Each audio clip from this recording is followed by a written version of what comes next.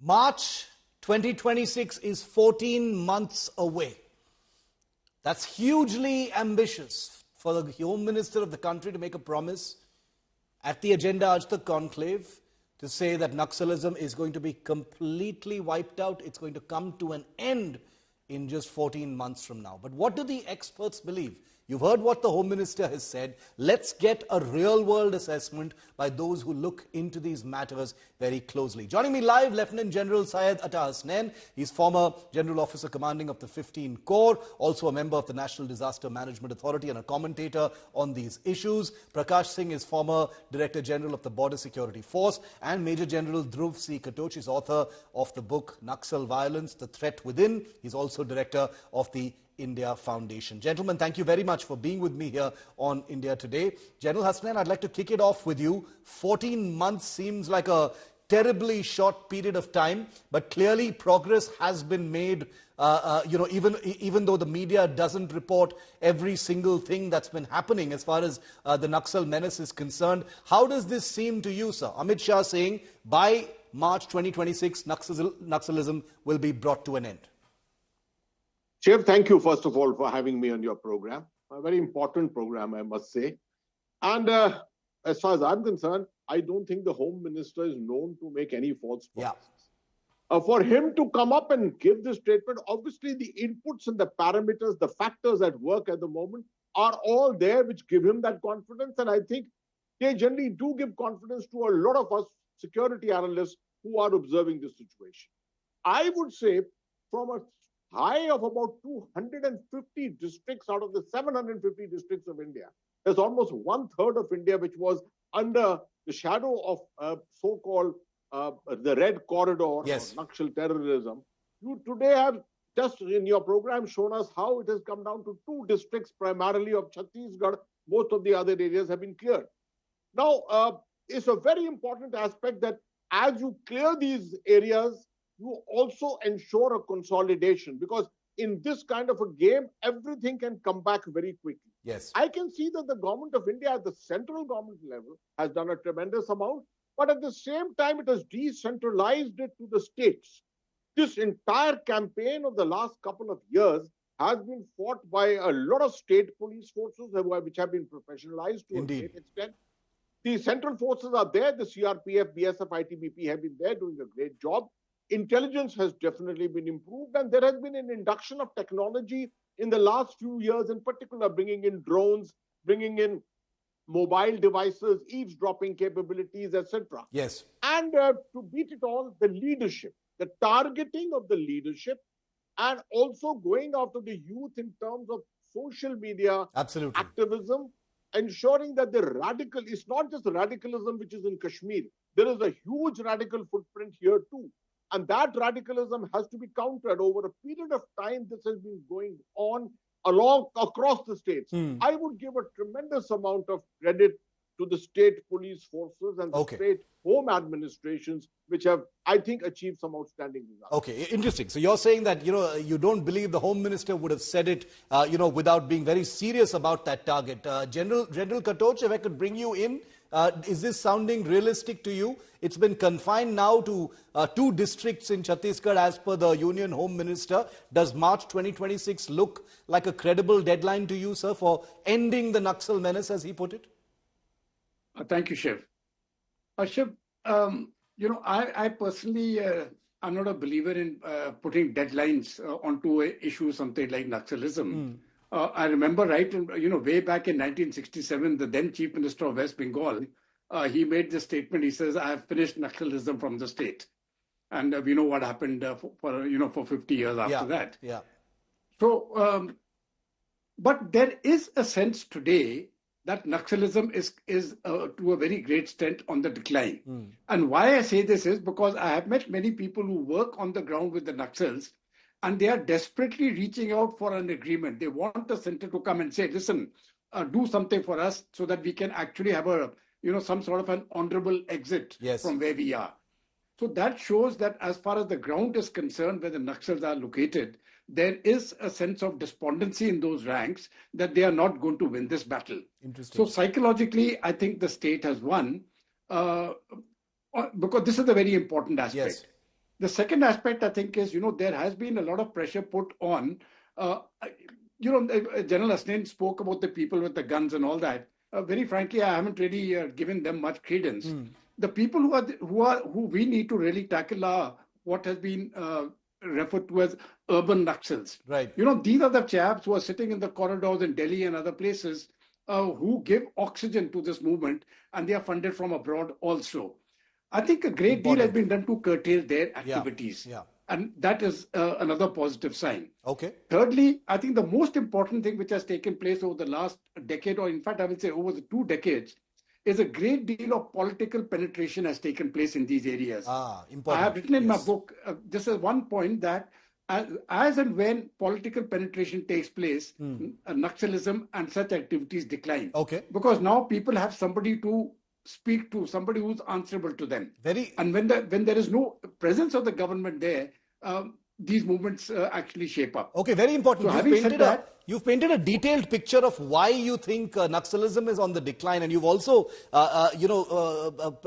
presented an important point about how the Naxal groups may be looking for some kind of a dignified or an honorable exit. Will that happen in the next 14 months? Prakash Singh, how do you see this, sir? 14 months is the deadline. General Katot says he is not very comfortable with deadlines, but yes, this is looking realistic. See, I would like to recall that in 2010, Mr. Chidambaram also said that Naxalism would end in the country in another 2 years. That was the target which he set for himself. Yes. Although he was not very specific about the month, but he said within the next 2-3 years, Naxalism would be over. And 14 years down the line, we are still struggling with the problem. See, please remember that Naxal problem, as we are having it, has different components. There is a law and order aspect, there is a social aspect, there is an economic aspect, and there is some extent a political aspect also. Now, you are presently tackling the law and order manifestation of Naxalism. And you say that by eliminating the Naxals, you'll solve the problem. Now, eliminating the Naxals is not going to solve it may solve the problem of violence, but it will not solve the problem of Naxalism. Right. See, the ideology behind it, what gave it inspiration, what gave it motivation, what led, what has contributed to this 15 years long struggle. Those causes need to be understood, and unless those basic causes are eliminated or at least minimized, if not eliminated, we will not see the end of the problem. And please remember that twice before in the past, the government of India announced from the house top, the way Mr. Shah is doing today, that yes, Naxal problem is over. Okay. Once it was in 70s when the movement was fragmented following the death of Charu Mazumdar. And secondly, when in the late 90s, when Kondapalli Sitaramaya got killed. Correct. Then this people's war, they said people's war is finished, and so Naxal problem is over. And yet in 2004, we found the movement resurrected and with greater vehemence. Okay. Now, please remember that the movement has had 2 revivals, and every revival was more violent, more widespread, and it was more lethal. So that's an ominous point raised by Prakash Singh. General Hasnain, to bring you in on that. Revivals have happened twice in the past. This is not the first time that deadlines have been articulated in this manner. Do you believe that things are different this time, and that real forward movement has happened in such a way that things will ensure that there is no revival of the Naxal menace? See, Shiv, in one respect, Mr. Prakash Singh's views, General Katoch's views, hugely. But let me tell you, not as a counter, but as a different opinion, that what we are talking about 1967 and maybe 1980s and the 1990s is with the experience of counter-insurgency, counter-terrorism of those days. May I say that 40 years later, you have got much more experience. You know how to counter this. We have seen what's happened in Kashmir. We have seen what's happened in Punjab. We successfully countered that. Our overall education and awareness levels in the security forces and the national security system is that much more enhanced. And I think, therefore, the comprehensive approach which the government of India has been making in the last couple of years is something which was alien in those days to a great extent. Okay. In the sense, the aspect of winning hearts and minds, the politicization, the outreach, the availability of social media, the empowerment of youth, economic development, infrastructure development. Where did we hear of these things in those days? So today, I think when the Home Minister of India sits down and makes these statements, I don't think he is talking from the top of his head. Okay. He has obviously been briefed well. He knows it. He's aware. He's been the Home Minister of India for the better part of almost 6 years. And I think I tend to believe that there is great credibility in what he says. General Katoch, would you concur with that there's a lower risk now maybe of a return to that same kind of situation than earlier? Or do you think the government still needs to tread with extra caution over the next 14 months since it has set this deadline for itself? No, there is absolutely no doubts that the government has to tread with extreme caution. Yeah. But a resurgence, the way it used to take place earlier, I don't see it on the ground. It is not going to happen. Eliminating the problem completely, I think that is where the real challenge lies. Yeah. You know, ultimately, the villagers, they've got to say, okay, this is not the way we wanted. The social media, as General Esrena said, has played a very great role because now people can actually, they are in touch with their administration. Yes. Earlier, there was no presence even of a police officer or a forest guard in those areas. And even if somebody was there, that chap was much more exploitative than otherwise. Today, that reach, the reach and the reach of the state has gone deep inside the villages, into the areas where it was never there. So that has made the difference, which is why it's going to be a difficult proposition for it to rise again. Ultimately, I think both the state and the center will have to work in very, very close coordination. Correct. Because things can go south. Yeah. I don't think they will, but they can. And should that happen, then it won't be as bad as it used to be earlier.